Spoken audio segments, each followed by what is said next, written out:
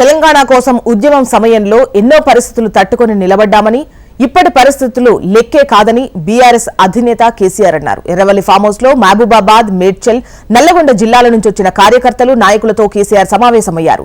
BRS విజయ ప్రస్థానంలో నిన్నటి ఓటమితో దిష్టి తీసినట్లయిందన్నారు. 2 దశాబ్దాల బీఆర్ఎస్ ప్రస్థానంలో ప్రతి అడుగులో అద్భుత విజయాలే దక్కాయన్నారు. గిమ్ముక్కులతో ప్రజలను పక్కదారి పట్టిస్తూ కాంగ్రెస్ ప్రభుత్వం పబ్బం గడుపుతోందన్నారు. కాంగ్రెస్ పార్టీకి ఓటేసి పొరపాటు చేశామని ప్రజలకు అర్థమైందన్నారు. బీఆర్ఎస్ ను తెలంగాణ సమాజం తిరిగి కోరుకుంటోందన్నారు. ప్రజా సమస్యలపై పోరాడుతూనే ఉంటామని కేసీఆర్ అన్నారు.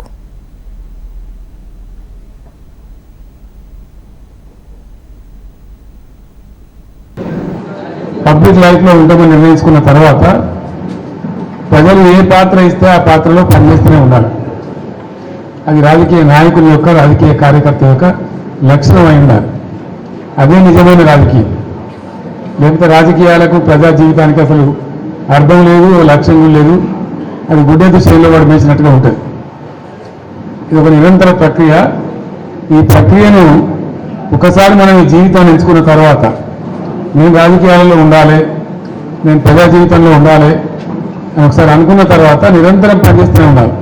నేను 100కు 100% నాకున్న అనుభవంతో చెప్తా ఉన్నా.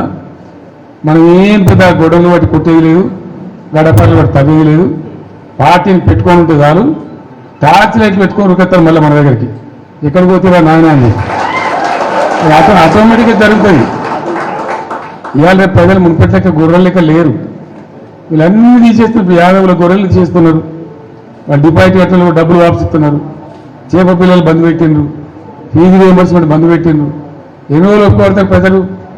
వాళ్ళు చూస్తారు, టైం దాకా చూస్తారు. ఉన్నాయన్ని ఎత్తేసి మేము 1కి 2 ఇస్తామని, 2కి 4 ఇస్తామని నరికి అసలు మోసం తెచ్చినట్టు ఉన్నాయి పీక్ పార్టీ ఇదేమని అని చెప్పి తప్పకుండా ఆల్రెడీ ఆలోచన చేస్తున్నారు. ప్రజల్లో తిరుగుబాటు ధోరణి వస్తుంది. డెఫినెట్గా మంచిగా బ్రహ్మాండంగా మళ్ళీ మనమే గవర్నమెంట్కి వస్తాం. ఇప్పుడు జరిగింది కాదు, ప్రజలకు ఏమైందంటే అక్కడక్కడ ఇప్పుడు వస్తున్న అనుభవాలు కఠినంగా ఉన్నాయి. ఇది రాదనుకుంటారు, మళ్ళీ తప్పిపోయి కూడా కాంగ్రెస్ కేంద్ర బాబు అనేటువంటి అభిప్రాయానికి వస్తారు. కాబట్టి మనకి ఏం ఇబ్బంది లేదు. ఇప్పటిదాకా జరిగింది కూడా బీఆర్ఎస్ విజయగాథనే. ఈ పీరియడ్లో కూడా మనం పనిచేస్తూ ఉండాలా, తోచినంతలో ప్రజల వెంబడి ఉండాలా, ప్రజల సమస్యల వాళ్ళ వెంబడి పోరాటం చేయాలా. మీకైనా మంచి చెడ్డ అయితే పార్టీ చూసుకుంటుంది, పార్టీ మీకు అండదండగా ఉంటుంది.